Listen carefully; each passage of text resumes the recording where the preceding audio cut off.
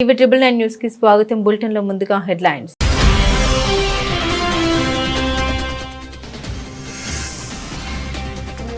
December 4-5 తేదీలో భారత పర్యటనకు రానున్న పుతిన్, ప్రధాని మోదీతో కలిసి 23వ భారత రష్యా వార్షిక సదస్సులో పాల్గొననున్న రష్యా అధినేత.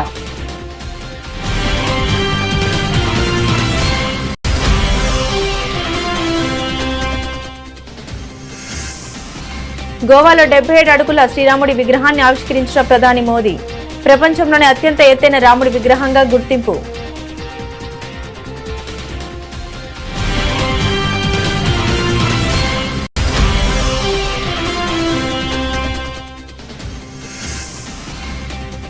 నాగపూర్లో అట్టహాసంగా జరుగుతున్న పుస్తక ఉత్సవ కార్యక్రమం, పాల్గొన్న ఆర్ఎస్ఎస్ సంఘ చాలక్ మోహన్ భాగవత్.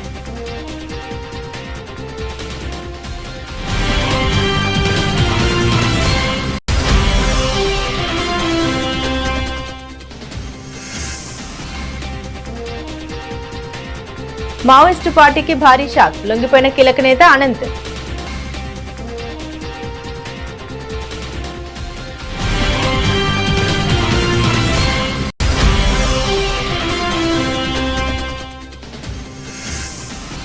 హైదరాబాద్ నుండి యాదగిరిగుట్ట వరకు MMTS రైళ్లు నడిపేందుకు చర్యలు, త్వరలో పనులు ప్రారంభమవుతాయన్న కేంద్ర మంత్రి కిషన్ రెడ్డి.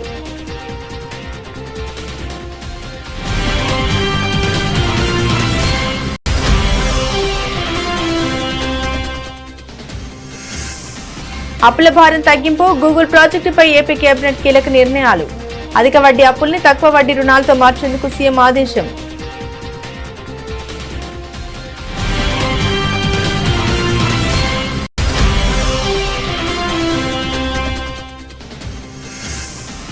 బీఆర్ఎస్ అధినేత కేసీఆర్ పై పీసీసీ అధ్యక్షుడు మహేష్ తీవ్ర విమర్శలు. కేసీఆర్ తెలంగాణ సెంటిమెంట్ ను ఉపయోగించుకున్నారని ఆరోపణ.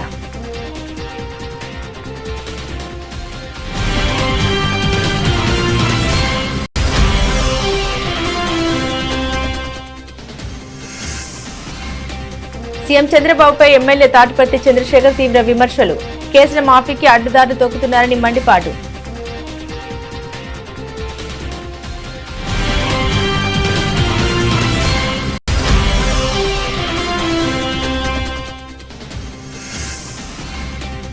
తెలంగాణ భవన్లో దీక్ష దివాస్ పై డాక్యుమెంటరీని ఆవిష్కరించిన కేటీఆర్.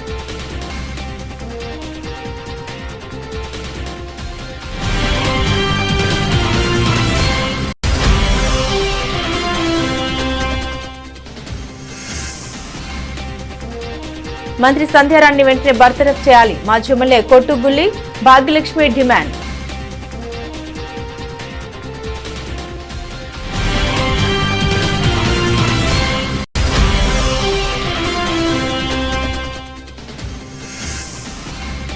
సయ్యద్ మోదీ ఇంటర్నేషనల్ 300 బ్యాడ్మింటన్ టోర్నీలో భారత షట్టర్ల జోరు. టోర్నీలో అద్భుత ప్రదర్శన కనబరుస్తూ సెమీస్లో తన్వి ఉన్నతి.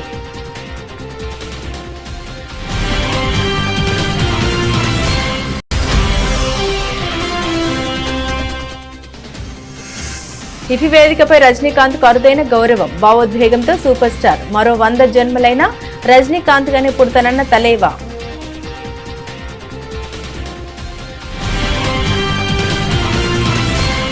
రష్యా అధ్యక్షుడు వ్లాదిమిర్ పుతిన్ త్వరలో భారత్లో పర్యటించనున్నారు. డిసెంబర్ 4-5 తేదీల్లో ఆయన పర్యటన ఉంటుందని 23వ భారత రష్యా వార్షిక సదస్సులో పాల్గొంటారని భారత విదేశాంగ అధికారికంగా ప్రకటించింది. ఈ సదస్సులో ప్రధాని నరేంద్ర మోదీ, పుతిన్ మధ్య కీలక చర్చలు జరగనున్నాయి. గత ఏడాది మాస్కోలో జరిగిన సదస్సుకు ప్రధాని మోదీ హాజరయ్యారు. ఈ పర్యటనలో ఇరు దేశాల మధ్య రక్షణ, ఇంధనం, వాణిజ్య సంబంధాలపై ప్రధానంగా చర్చించనున్నారు. ముఖ్యంగా రష్యా నుండి అందాల్సిన S-400 గగనతల రక్షణ క్షిపణి వ్యవస్థల డెలివరీలో జరుగుతున్న జాప్యంపై భారత్ దృష్టి సారించనుంది. ఇప్పటికే 3 స్క్వాడ్రన్లు అందగా మిగిలిన 2 వచ్చే ఏడాది మధ్యలోగా అందాల్సి ఉంది. ఈ జాప్యంపై పుతిన్ పర్యటనలో స్పష్టత కోరతామని రక్షణ కార్యదర్శి రాజేష్ కుమార్ సింగ్ తెలిపారు. సుఖోయ్ విమానాల అప్గ్రేడేషన్ తో పాటుగా ఇతర రక్షణ ప్రాజెక్టుల ఆలస్యంపై చర్చించనున్నారు. ప్రధానమంత్రి నరేంద్ర మోదీ శుక్రవారం దక్షిణ గోవాలో పర్యటించి ప్రపంచంలోని అత్యంత ఎత్తైన శ్రీరాముడి విగ్రహాన్ని ఆవిష్కరించారు. పార్తగాలిలోని శ్రీ సంస్థాన్ గోకర్ణ జీవోత్తమ మఠంలో ఏర్పాటు చేసిన 77 అడుగుల ఈ భారీ కంచు విగ్రహాన్ని ఆయన జాతికి అంకితం చేశారు. విగ్రహావిష్కరణ అనంతరం ప్రధాని మఠంలోని ఆలయాన్ని సందర్శించి ప్రత్యేక ప్రత్యేక పూజలు నిర్వహించారు. ఈ కార్యక్రమం అత్యంత భక్తి శ్రద్ధలతో వేద మంత్రోచ్చరణ మధ్య జరిగింది. గుజరాత్లోని స్టాచ్యూ ఆఫ్ యూనిటీ రూపశిల్పి రామ్ సుతార్ ఈ శ్రీరాముడి విగ్రహాన్ని అత్యద్భుతంగా తీర్చిదిద్దారు.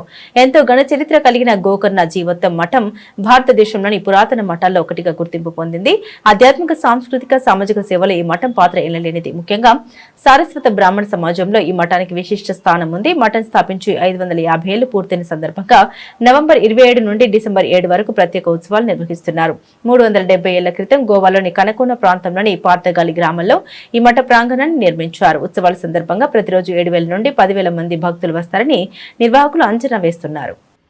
77 फीट ऊंची प्रभु श्री राम की ये कांस्य प्रतिमा है, जिसे आपने देखा कि कितना भव्य और दिव्य स्वरूप में प्रभु श्री राम दिखाई पड़ रहे हैं। अभी हाल ही में 25 नवंबर को जो अयोध्या का प्रभु श्री राम का दिव्य भव्य मंदिर है, उसमें प्रधानमंत्री ने ఇంగ్లీష్ లో కొన్ని భారతీయ భావనల్ని సముచితంగా తెలియజేసే పదాలు లేవని, భారతీయ భాషలకు ఆ పదాలు ఉన్నాయని ఆర్ఎస్ఎస్ సర్ సంఘచాలక్ మోహన్ భాగవత్ అన్నారు. నాగపూర్ లో జరుగుతున్న పుస్తక ఉత్సవ కార్యక్రమంలో పాల్గొన్న ఆయన ఈ వ్యాఖ్యల్ని చేశారు. ఈ సందర్భంగా ఆయన మాట్లాడారు. మన రాష్ట్రం ఒక రాష్ట్రం ద్వారా సృష్టించబడలేదని, మనం ఎప్పటి నుండో ఉనికిలో ఉన్నామని తెలిపారు. ఆంగ్లేయులు మన చరిత్రను తప్పుగా చూపించారని పేర్కొన్నారు.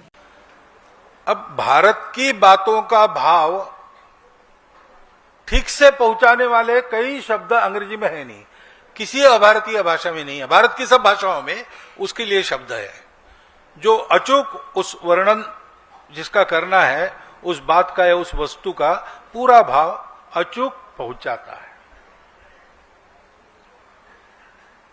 लेकिन अंग्रेजी में या अन्य किसी भाषा में उसके शब्द नहीं है। ऐसा वहां का भी होगा। उनके भी जीवन में जो भाव है उसको व्यक्त करने वाला उनकी भाषा में शब्द है, शायद वैसा शब्द हमको नहीं मिलेगा।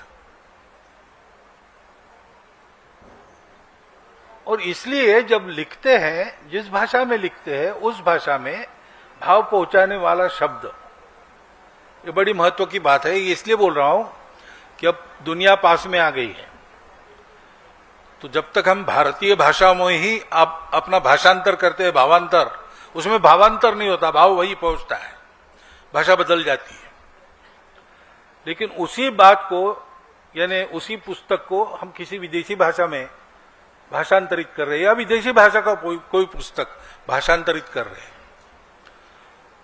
तो हमको ये देखना पड़ता है कि भाव कौन सा व्यक्त होता है। जैसे अब मैं समाज में काम करता हूं और हमको लोग कहते हैं कि ये राष्ट्रवादी है, हम तो वाद करते नहीं किसी से, किसी बात पर वाद नहीं करते, कभी भी विवाद से दूर ही हम रहते हैं। और हमारे यहाँ जो राष्ट्र है वो कल्पना एकदम भिन्न है, उनकी नेशन की कल्पना एकदम भिन्न है। तो हमारे राष्ट्र को क्या कहना उनके समझ में नहीं आया, तो उसके जैसा क्या है नेशन, तो नेशन बना दिया, तो नेशनलिज्म हो गया। अब हम अपने शब्दों को तो नहीं जानते, उनके शब्दों को जानते हैं, तो उन्होंने राष्ट्र को नेशन बना दिया, हम नेशन कहते हैं और नेशनलिज्म कहते हैं।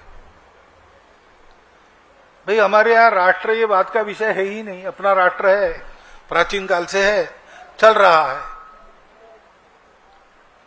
हम राष्ट्रीयता कहते हैं। మావోయిస్టు పార్టీకి భారీ ఎదురుదెబ్బ తగిలింది. Maharashtra, Madhya Pradesh, Chhattisgarh AMC special zonal committee అధికార ప్రతినిధి అనంత్ అలియాస్ వికాస్ తన సహచరులతో కలిసి పోలీసుల ఎదుట లొంగిపోయారు.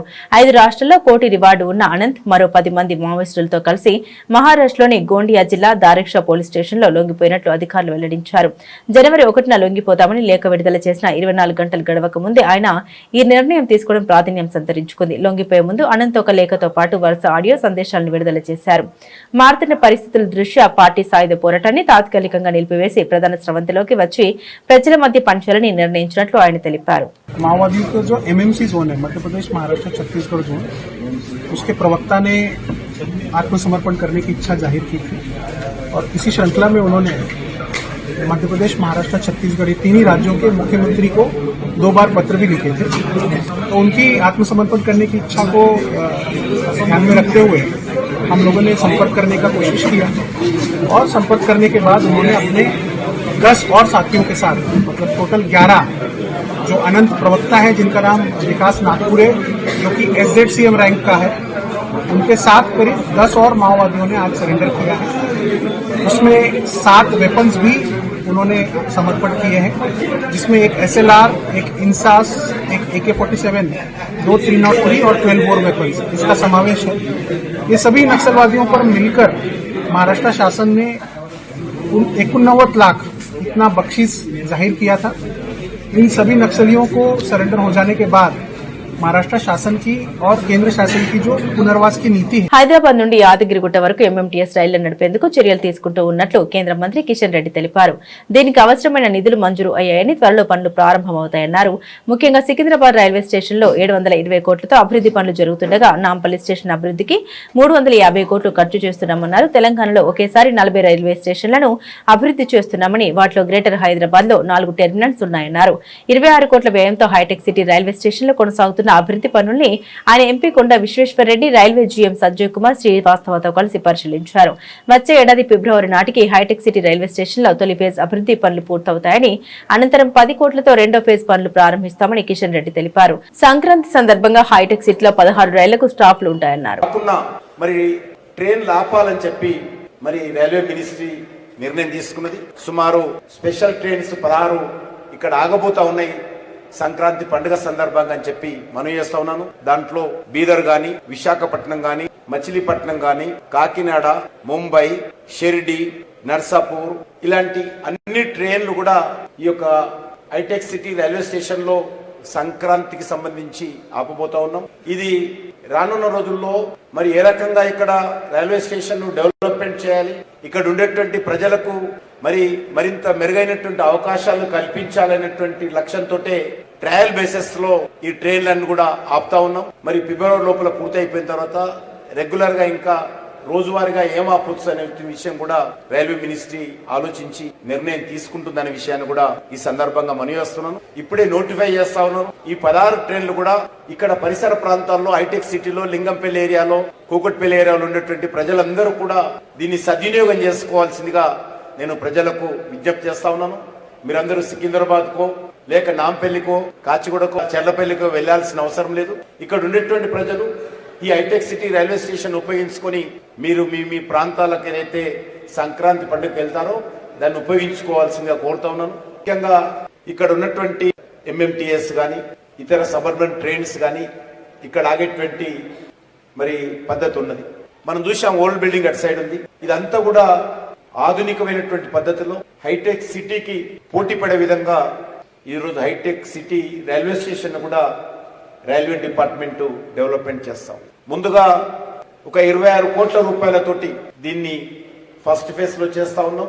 సెకండ్ ఫేజ్ కూడా సుమారు 10 crores పెట్టి అటు సైడ్ ఇదే విధంగా అప్రోచ్ రోడ్డు గాని, అక్కడ ఉన్నటువంటి భవనం తొలగించి ఇదే పద్ధతిలో అక్కడ కూడా న్యూ బిల్డింగ్ రావడం గాని, ఆ రకంగా ఒక 35 కోట్ల రూపాయలతోటి ఈ హైటెక్ సిటీ రైల్వే స్టేషన్ ను ఆంధ్రప్రదేశ్ రాష్ట్ర మంత్రి మండలి సమావేశంలో పలు కీలకమైన దీర్ఘకాలిక ప్రయోజనాలను దృష్టిలో ఉంచుకుని ముఖ్య నిర్ణయాలు తీసుకున్నారు.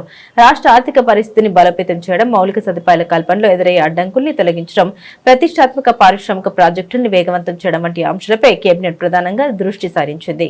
ముఖ్యంగా రాష్ట్రంపై ఉన్న అధిక వడ్డీ రుణాల భారాన్ని తగ్గించే వ్యూహాత్మక నిర్ణయం ఈ సమావేశంలో అత్యంత ప్రాధాన్యతను సంతరించుకుంది. గతంలో రాష్ట్ర ప్రభుత్వం 11 నుండి 12% వంటి అధిక వడ్డీ రేట్లకు 1000 కోట్ల రూపాయల రుణాల్ని సమీకరించింది. ఈ అధిక వడ్డీ చెల్లింపులు రాష్ట్ర ఖజానాపై తీవ్రమైన భారాన్ని మోపుతున్నాయని కేబినెట్ సమావేశంలో చర్చకు వచ్చింది. అయితే ఇటీవల కాలంలో రాష్ట్ర ప్రభుత్వం ఆర్థిక నిర్వహణ మెరుగుపడడంతో క్రెడిట్ రేటింగ్ పెరిగింది. ఈ సానుకూల పరిణామాన్ని రాష్ట్రానికి అనుకూలంగా మలుచుకోవాలని ముఖ్యమంత్రి అధికారులను ఆదేశించారు. మాజీ ముఖ్యమంత్రి బీఆర్ఎస్ అధినేత కేసీఆర్ పై తెలంగాణ పీసీసీ అధ్యక్షుడు మహేష్ కుమార్ గౌడ్ తీవ్రస్థాయిలో విమర్శలు గుప్పించారు. ఉద్యమం సమయంలో కేసీఆర్ తెలంగాణ సెంటిమెంట్ ను సొంత రాజకీయ ప్రయోజనాలకు వాడుకున్నారని ఆరోపించారు. ఇప్పుడు దీక్ష దివాస్ పేరుతో మరోసారి సెంటిమెంట్ రాజేసే ప్రయత్నం చేస్తున్నారని ఆయన ఆగ్రహం వ్యక్తం చేశారు. తెలంగాణ ఉద్యమం సమయంలో కేసీఆర్ చేసిన దీక్ష ఒక నాటకమని ఆయన విమర్శించారు. 3 రోజులకే దీక్షను ముగించి కేసీఆర్ పలాయనం చిత్తగించారని, దీంతో విద్యార్థి సంఘాలు తీవ్ర ఆగ్రహం వ్యక్తం చేశాయని మహేష్ కుమార్ గౌడ్ అన్నారు. విద్యార్థుల నిరసన కారణంగానే కేసీఆర్ తన దీక్షను కొనసాగించారని ఆయన వివరించారు. కేవలం కేసీఆర్ వల్లే తెలంగాణ రాలేదని, విద్యార్థుల ఆందోళనలు కాంగ్రెస్ పార్టీ కృషి ఫలితంగానే తెలంగాణ రాష్ట్రం సిద్ధించిందని ఆయన స్పష్టం చేశారు. ప్రజలతో నిరాదరణ గురై మొత్తం ఉనికి కోల్పోతున్నటువంటి బీఆర్ఎస్ పార్టీ మళ్ళా కొత్త ఉనికిని పెంచుకోవాలనేటువంటి ఉద్దేశంతో దీక్షా దివస్ కార్యక్రమాలు చేయాలనేది పిలుపునిచ్చినట్టుగా కోట్లాది రూపాయలు ఖర్చు పెట్టి వారాల తరబడి చేయాలని అనుకున్నట్టుగా సమాచారం వస్తూ ఉంది. కేసీఆర్ గారిని ఆనాడు ఉద్యమం తీవ్రంగా నడుస్తున్న సమయంలో ప్రజల యొక్క సెంటిమెంట్ని అడుగడుగున వాడుకున్నట్టు రోజుల్లో తెలంగాణ కోసం దీక్ష చేస్తున్నట్టుగా దీక్ష మొదలుపెట్టి ఆసుపత్రిలో చేరి నిమ్స్లో 3/12/2009 చేరి 11/12/2009 డిశ్చార్జ్ అయినారు. ఇలా వాళ్ళు గొప్పగా చెప్పుకొని దీక్షా దివస్ పేరిట మళ్ళీ కొంత సెంటిమెంట్ ని రాజేసే ప్రయత్నం చేస్తున్న తరుణంలో నేను ముందుకు రావడం జరిగింది. కాదు అదర్వైజ్ ఎప్పుడు 2009లో ముగిసిన అధ్యాయం దాని గురించి మాట్లాడాల్సిన అవసరం లేదు. ఆనాడు ఏ రకంగా దీక్ష జరిగింది, ఆనాడు కూడా మా ఉత్తమ్ కుమార్ రెడ్డి గారు, రేవంత్ రెడ్డి గారు ఆధారంతో బయటపెట్టినా ప్రజలు నమ్మలేదు. ఎందుకంటే ఆ దీక్ష చేసిన సమయం అటువంటిది, బాగా సెంటిమెంట్ ఉరుతున్న సమయం. కేసీఆర్ గారు దీక్ష చేశారు, పులి నోట్లో తల పెట్టారు కాబట్టి తెలంగాణ వచ్చిందట. కేసీఆర్ గారు చేసిన దీక్ష అదొక నాటకం. దీక్ష వల్ల తెలంగాణ రాలే, తెలంగాణ సోనియా గాంధీ వల్ల వచ్చింది. దీక్ష 3 నుంచి 11 8 రోజుల్లో దీక్ష విరమణ చేశారు, పలాయనం చిత్తగించారు. అప్పుడు ఉస్మానియా యూనివర్సిటీ మొదలుకొని అన్ని యూనివర్సిటీల విద్యార్థులు, యువకులు, అందులోనూ దళిత బిడ్డలు, బీసీ, ఎస్సీ, ఎస్టీ బిడ్డలు ఉద్యమాన్ని చేపట్టిన సందర్భం. ఈ బిడ్డలకు ఉద్యమాన్ని చూసి చలించి సోనియా గాంధీ గారు తెలంగాణ ఇచ్చారు. తనపై నమోదైన కేసులు మాఫీ చేసుకునేందుకు సీఎం చంద్రబాబు యథేచ్ఛగా అధికార దుర్వినియోగానికి పాల్పడుతూ బెయిల్ నిబంధన ఉల్లంఘిస్తున్నారని ఎమ్మెల్యే వైఎస్ఆర్సీపీ రాష్ట్ర అధికార ప్రతినిధి తాటిపర్తి చంద్రశేఖర్ ఆగ్రహం వ్యక్తం చేశారు. అనారోగ్య కారణాలు చూపి జైలు నుండి బెయిల్పై బయటకు వచ్చినటువంటి చంద్రబాబు ఇప్పుడు కుతంత్రాలతో తనపై నమోదైన కేసులు మాఫీ చేసుకుంటున్నారని ఆక్షేపించారు. అందుకు ఆ కేసులపై ఫిర్యాదు చేసినా, కేసులు నమోదు చేసిన అధికారులను బెదిరించి ప్రలోభపెట్టి వారితోనే విత్డ్రా చేయించుకుంటున్నాడని ధ్వజమెత్తారు. నిజాయితీగా విచారణ ఎదుర్కొనే ధైర్యం లేక చట్టం తన పని తాను చేసుకుంటూ పోతే తాను జైలుకు పోవడం ఖాయమని గ్రహించిన చంద్రబాబు ఇలా అడ్డదారులు తొక్కుతున్నారని ఆక్షేపించారు. అన్ని ఆధారాలతోటి ఎఫ్ఐఆర్లు నమోదు చేసి తగినటువంటి సాక్ష్యాలను సేకరించి రాష్ట్ర మరియు కేంద్రంలో ఉన్నటువంటి వ్యవస్థల ద్వారా, కాగ్ లాంటి వ్యవస్థల ద్వారా కూడా తప్పులు జరిగాయని నిర్ధారించినటువంటి కేసులను కూడా తనకున్నటువంటి అధికారంతో ఎవరైతే అధికారులు కంప్లైంట్ చేశారో వాళ్ళనే బెదిరించి వాళ్లతోటే కేసుల్ని విత్డ్రా చేయించుకుంటూ చీకట్లో నిబంధనలకు తూట్లు పొడుస్తున్నట్టుగా ప్రతి వ్యవహారాన్ని కూడా చక్కదిద్దేటటువంటి కార్యక్రమం చేసుకుంటూ ఉన్నారు. ఈ దేశంలోనే చంద్రబాబు నాయుడు గారు రిచెస్ట్ ముఖ్యమంత్రి. అదేవిధంగా దాని వెనుకున్నటువంటి భాగోతం అత్యధిక కేసులు కలిగినటువంటి ముఖ్యమంత్రి, నేరారోపణలు కలిగినటువంటి ముఖ్యమంత్రి. ఏలేరు కేసు నుండి తీసుకుంటే నోటుకు కోట్లు ఇచ్చే కేసు వరకు అన్ని ఆధారాలతో దొరికినటువంటి వ్యక్తి. 1-2 2014-19 కాలంలో ఈ రాష్ట్రంలో దాదాపుగా 4380 లిక్కర్ షాప్స్ ఉండేది. ఎవరైనా లిక్కర్ షాప్ను దక్కించుకోవాలి అంటే ప్రివిలేజ్ ఫీజు పే చేయాలి. చంద్రబాబు నాయుడు గారు అధికారాన్ని ఉపయోగించుకోవాలనుకున్నాడు. అడ్డగోలుగా రాష్ట్ర ఖజానాని తెలుగుదేశం పార్టీ నాయకులకి దోచిపెట్టాలనుకున్నాడు. తద్వారా తన ప్రభుత్వంలోని పెద్దలకి వెనక వైపు నుంచి వచ్చేటటువంటి ముడుపులకి ఆశపడ్డట్టుగా ఈ ప్రివిలేజ్ ఫీజుని తీసేసి వేల కోట్ల రూపాయల ప్రభుత్వ ఖజానాకి గండి కొట్టారు. మరి దీనికి ఏమన్నా కేబినెట్ అనుమతి ఉందా అంటే లేనే లేదు. 3 సార్లు చంద్రబాబు నాయుడు గారు సంతకాలు పెట్టారు ఏకంగా. కేబినెట్ అనుమతి లేకపోవడాన్ని కాగ్ దుయ్యబట్టింది, తప్పుబట్టింది. దాదాపుగా వేల కోట్ల రూపాయలు ప్రజాసొమ్ము దుర్వినియోగమైంది, పక్కదారి పట్టింది. ఈ కేసుకు సంబంధించి నీరుగార్చే ప్రయత్నం. Inner ring road, Amaravati inner ring road దాదాపు దక్షిణానికి 3 కిలోమీటర్లు జరిపేశారు. ఎందుకు జరిపారా అంటే లింగంనేని కుటుంబానికి సంబంధించిన ఆస్తులు ఉన్నాయి అక్కడ. హెరిటేజ్ ఫుడ్స్కి సంబంధించినటువంటి ఆస్తులు ఉన్నాయి, నారాయణకి సంబంధించినటువంటి ఆస్తులు ఉన్నాయి. అదేవిధంగా రామకృష్ణ హౌసింగ్ ప్రైవేట్ లిమిటెడ్కి సంబంధించినటువంటి ఆస్తులు ఉన్నాయి. ఈ ఆస్తులన్నిటికీ దగ్గరలోకి, మధ్యలోకి ఈ ఇన్నర్ రింగ్ రోడ్ని జరిపేసి కోట్ల రూపాయల విలువని వాళ్ళ ఆస్తులకు పెంచేసుకునేటటువంటి కార్యక్రమం జరిగింది. ఇది స్పష్టంగా ప్రతి ఒక్కరికి తెలుసు. మొదట అలైన్మెంట్ ఎక్కడుంది, రెండవసారి అలైన్మెంట్ ఎందుకు జరిగింది, దీనివలన ప్రభుత్వానికి నష్టం జరిగింది. అలైన్మెంట్ పెరగడం వల్ల 3 కిలోమీటర్ల దక్షిణానికి జరిగింది. మరి ఈ కేసును కూడా నీరుగార్చేటటువంటి ప్రయత్నం. అత్యంత సంచలనం కలిగించినటువంటి case fibre grid case. Hyderabad Telangana Bhavan లో దీక్ష దివాస్ వేడుకల్ని ఘనంగా నిర్వహించారు. ఈ సందర్భంగా తెలంగాణ తల్లి విగ్రహానికి జయశంకర్ సార్ కు బీఆర్ఎస్ వర్కింగ్ ప్రెసిడెంట్ కేటీఆర్ ఇతర నేతలు పూలమాల వేసి నివాళులర్పించారు. దీక్ష దివాస్ సందర్భంగా తెలంగాణ ఉద్యమం, కేసీఆర్ దీక్ష 2009 నుండి 2013 వరకు జరిగిన ఉద్యమం, స్వరాష్ట్ర సాధన, గెలుపు, 10 ఏళ్ల సంక్షేమంపై చిత్ర ప్రదర్శన, ఫోటో ఎగ్జిబిషన్ ను తెలంగాణ భవన్ లో ఏర్పాటు చేశారు. అలాగే బీఆర్ఎస్ అధినేత కేసీఆర్ ఉద్యమంపై డాక్యుమెంటరీ ప్రదర్శించారు. ఇక దీక్ష దివాస్ ప్రాంగణంలో ఏర్పాటు చేసిన తెలంగాణ అమరవీరుల స్తూపానికి కేటీఆర్ ఇతర నేతలు పూలమాల వేసి నివాళులర్పించారు. అనంతరం దీక్ష దివాస్ డాక్యుమెంటరీని కేటీఆర్ ఆవిష్కరించి వీక్షించారు. ఈ కార్యక్రమంలో మాజీ మంత్రి తలసాని శ్రీనివాస్ యాదవ్, ముఖ్య నేతలు పాల్గొన్నారు. పత్ర గ్రంథాల కాలం నుంచి గ్రాఫిక్ సినిమాల వరకు డిజిటల్ కాలం దాకా రామాయణం గురించి, మహాభారతం గురించి ఎప్పటికప్పుడు చెప్పుకుంటూనే ఉన్నాం. అట్లాగే ముందుకు తీసుకొని పోతున్నాం. చరిత్రను, ఇతిహాసాలను, పురాణాలను ఒక తరం నుంచి ఇంకొక తరానికి నిరంతరం అందిస్తూనే ఉన్నది మన భారతదేశం. అట్లాగే ప్రతి ప్రాంతానికి, ప్రతి రాష్ట్రానికి, ప్రతి దేశానికి చరిత్రలు, గాథలు కూడా ఉంటాయి. ఆ కథలో హీరోలు ఉంటారు, విలన్లు కూడా ఉంటారు. అవి మర్చిపోయిన రోజు ఆ ప్రాంతం, ఆ దేశం అంతమైపోతుంది. మన తెలంగాణకు కూడా మహోన్నతమైన కథ ఉన్నది, మహోన్నతమైన గతం ఉన్నది, మహోజ్వలమైన చరిత్ర ఉన్నది, ఉజ్వలమైన భవిష్యత్తు కూడా మన కళ్ళ ముందే కనబడతా ఉన్నది. పెద్దలు చాలా విషయాలు చెప్పారు. దోపిడీ, వివక్ష, కన్నీళ్లలో మగ్గిపోయిన వ్యధ గురించి కూడా చాలా వివరంగా చెప్పారు. ఆ బానిస సంఖ్యలను తెంచిన పోరాట గాథను కూడా గుర్తు చేసుకోవాల్సిన అవసరం ఉంది. మన కథలో కూడా కథానాయకుడు ఉన్నారు. ఎవరు కథానాయకుడు? ప్రపంచానికే పాఠం నేర్పిన యుద్ధం కూడా ఈ కథలోనే ఉన్నది. వీరుడున్నాడు, వీరోచిత గాథలున్నాయి, అమరులున్నారు, త్యాగాలు కూడా ఉన్నాయి.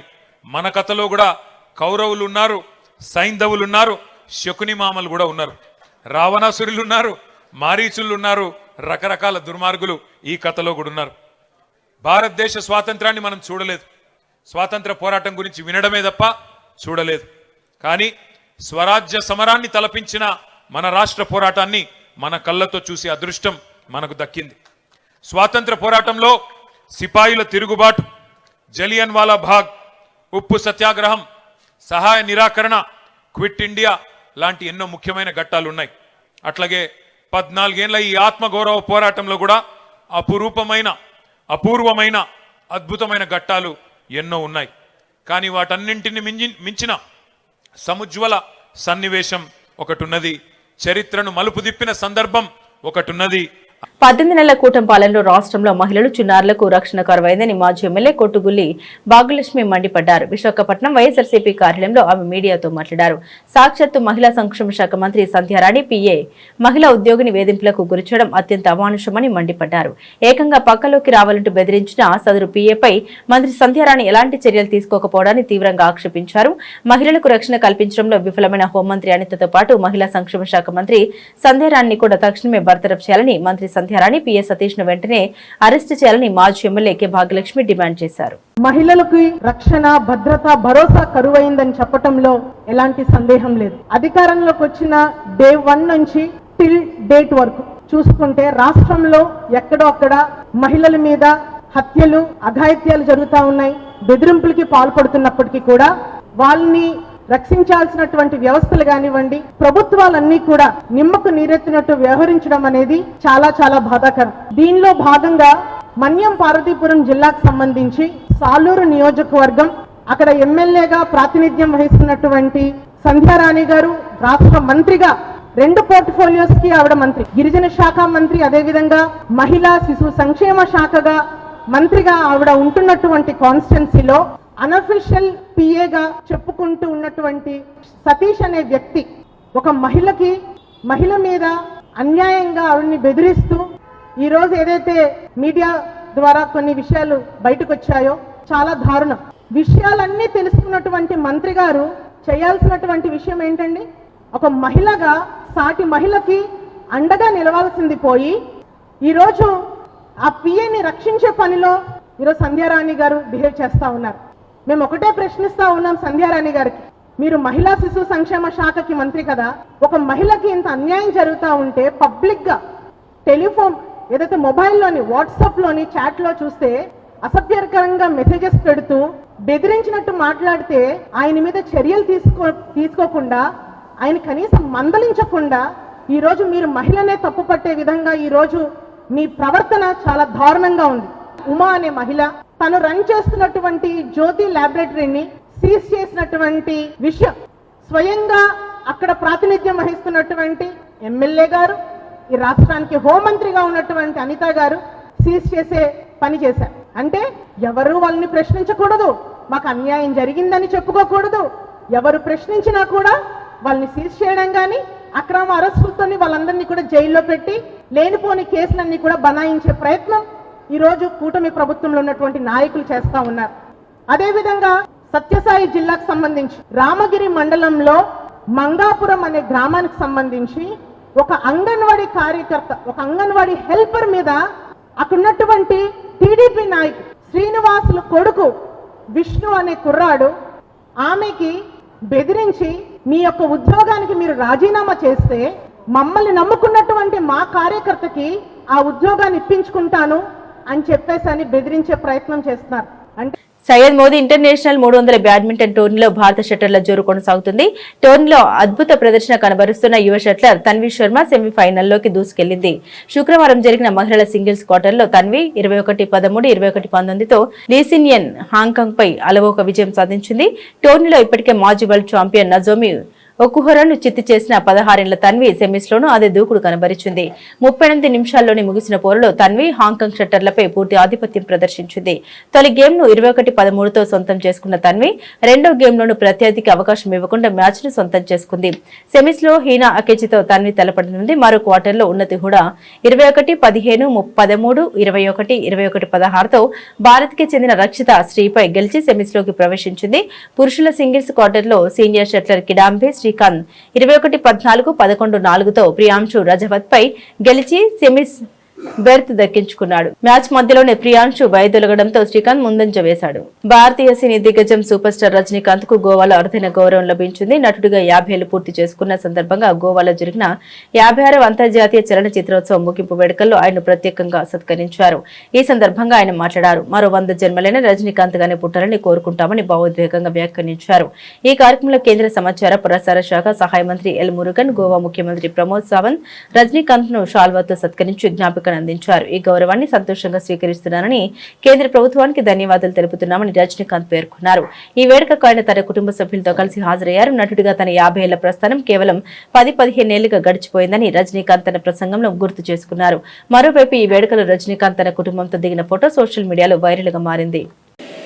Honorable Minister Murugan sir, Jha sir, and esteemed guests, dignitaries, all award winners, ladies and gentlemen,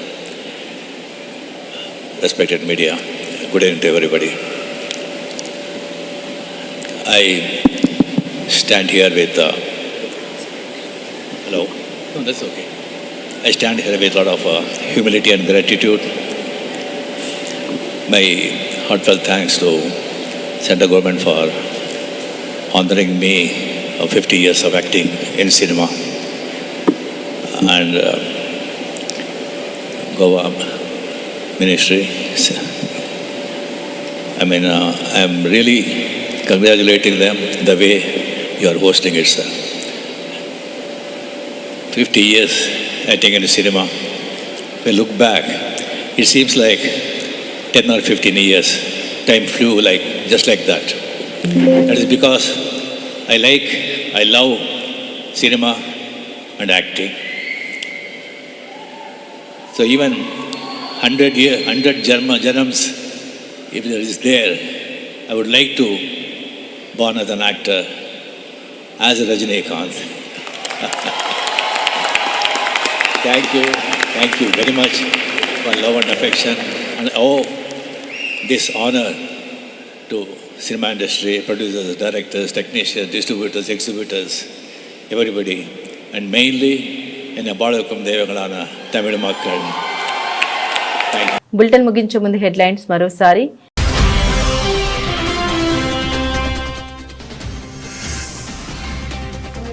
December 4-5 తేదీల్లో భారత పర్యటనకు రానున్న పుతిన్ ప్రధాని మోదీతో కలిసి 23వ భారత రష్యా వార్షిక సదస్సులో పాల్గొననున్న రష్యా అధినేత.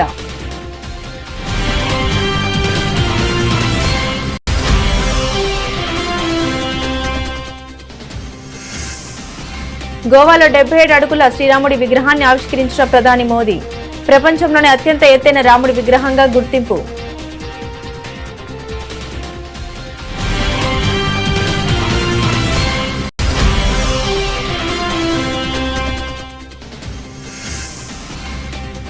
నాగపూర్లో అట్టహాసంగా జరుగుతున్న పుస్తక ఉత్సవ కార్యక్రమం. పాల్గొన్న ఆర్ఎస్ఎస్ సర్ సంఘ చాలక్ మోహన్ భాగవత్.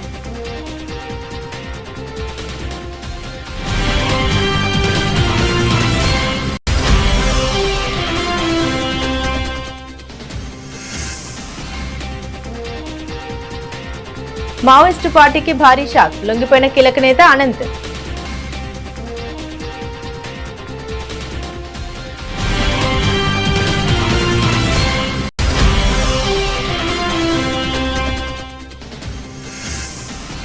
హైదరాబాద్ నుండి యాదగిరిగుట్ట వరకు ఎంఎంటీఎస్ రైళ్లు నడిపేందుకు చర్యలు. త్వరలో పనులు ప్రారంభమవుతాయన్న కేంద్ర మంత్రి కిషన్ రెడ్డి.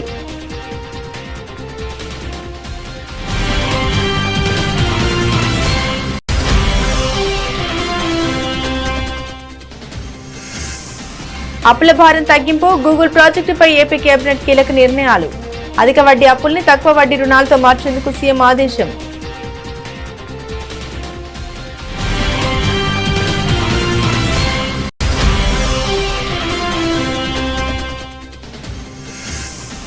బీఆర్ఎస్ అధినేత కేసీఆర్ పై పీసీసీ అధ్యక్షుడు మహేష్ తీవ్ర విమర్శలు. కేసీఆర్ తెలంగాణ సెంటిమెంట్ ను ఉపయోగించుకున్నారని ఆరోపణ.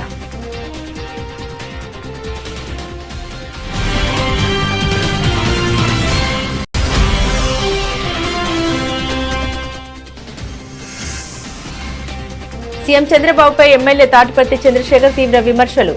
కేసుల మాఫీకి అడ్డుదారులు తొక్కుతున్నారని మండిపాటు.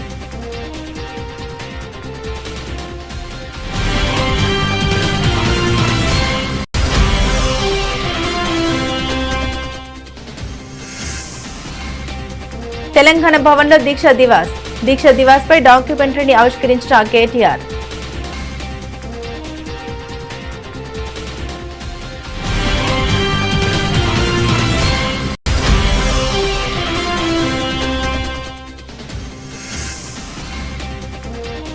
మంత్రి సంధ్యారాణ్ని వెంటనే బర్తరఫ్ చేయాలి. మాజీ ఎమ్మెల్యే కొట్టుబుల్లి భాగ్యలక్ష్మి డిమాండ్.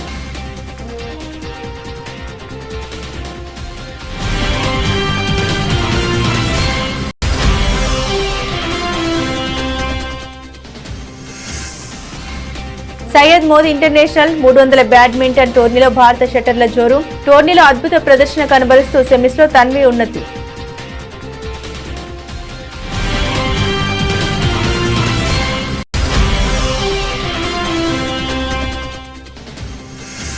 ఇఫీ వేదికపై రజనీకాంత్ అరుదైన గౌరవం. భావోద్వేగంతో సూపర్ స్టార్. మరో 100 జన్మలైన రజనీకాంత్ గానే పుడతానన్న తలేవా.